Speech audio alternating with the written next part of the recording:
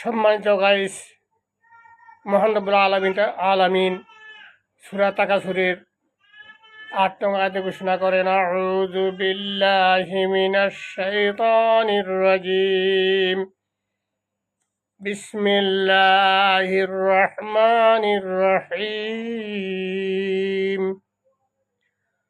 সুম্মা লাতুসআলুন্না ইয়াওমাইযিন আনিন নাঈম। মহান রব্বুল আলামিন কিয়ামতের দিন প্রত্যেক মুমিন মুসলমানকে দুনিয়ায় যত নেয়ামত সে ভোগ করেছে সেই নেয়ামত সম্পর্কে জিজ্ঞাসিত করা হবে। প্রত্যেককে তার জীবনে যত নেয়ামত আল্লাহ রাব্বুল আলামিন দিয়েছেন সে নেয়ামত সম্পর্কে আল্লাহ রাব্বুল আলামিন প্রশ্ন করবেন এবং জিজ্ঞাসিত করবেন।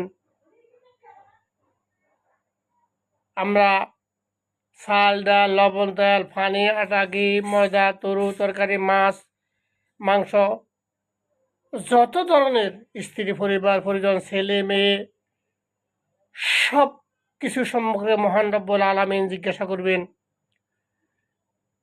যে এটা কীভাবে তোমরা ব্যবহার করেছ, কীভাবে ভোগ করেছ, হালাল ফলতায় ভোগ করেছ, হারাম ফলতায় ভোগ করেছ, সব কিছু আল্লাহ রাব্বুল আলামিন জিজ্ঞাসা করবেন।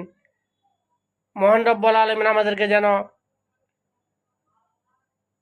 সঠিক পথে এগুলার ব্যবহার করে আল্লাহর কঠিন জিজ্ঞাসা থেকে বাঁচতে পারি। আল্লাহ আমাদেরকে সেই তৌফিক দান করেন। ভিডিওটি প্রচুর পরিমাণে শেয়ার করে শত কোটি মানুষকে শোনার বোঝার সুযোগ করে দিবেন। আমি পবিত্র কোরআন থেকে আয়াত নম্বর সহ পাঠ করি, এটা এড়িয়ে যাওয়ার কোনো সুযোগ নাই।